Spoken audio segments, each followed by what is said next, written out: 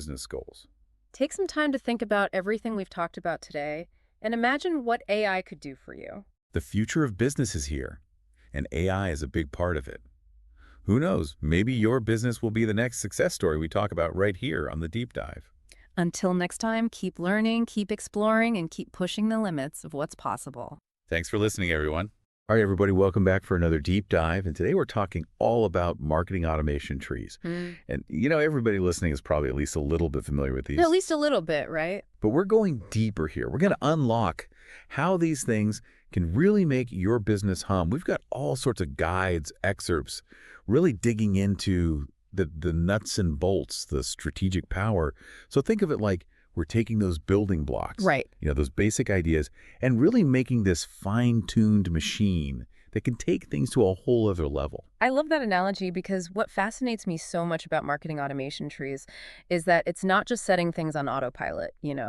It's really about crafting a communication strategy that adapts and responds to each individual customer. So imagine like you could almost predict what your customer needs and then deliver that perfect message at right time without you even having to do anything. Okay, now I'm really interested. Yeah. But, before we get too far ahead of ourselves, our sources keep throwing around these terms, like triggers, actions, conditions. Yeah. Can you break these down for us? Like, what are the core components of this automation tree? Absolutely. So think of it like a flow chart with different branches and paths. And each of these things kind of guides the customer journey. So it starts with a trigger.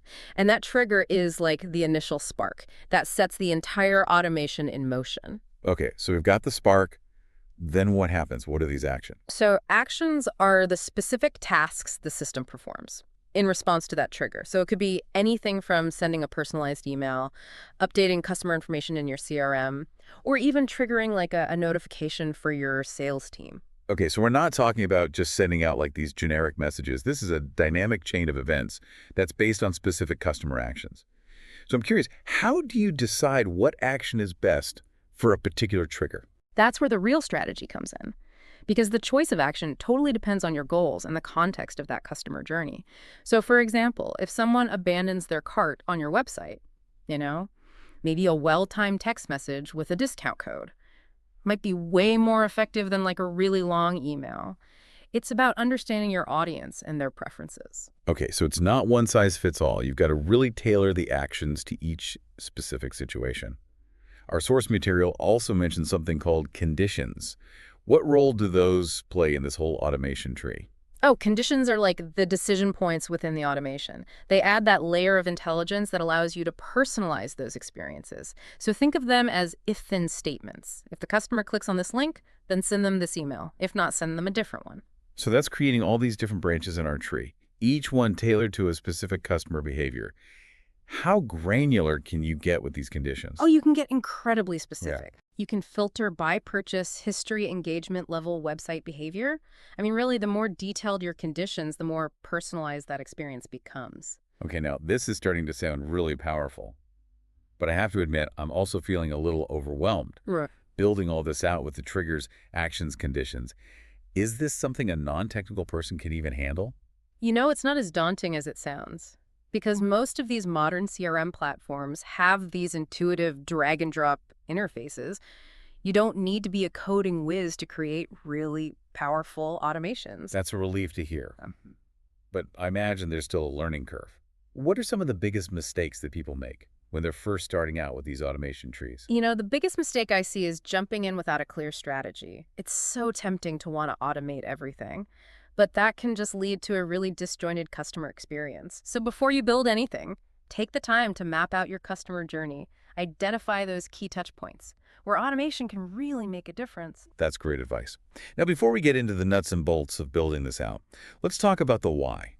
Our sources touch on some of the benefits, but I want to go deeper.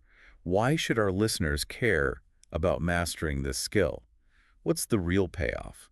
The benefits are huge. First and foremost, automation frees up your time. By offloading those repetitive tasks, you can focus on strategic work, the stuff that actually moves the needle for your business. Okay, that's huge. Yeah. I think we all crave a little more time in the day. But it's not just about saving time, right?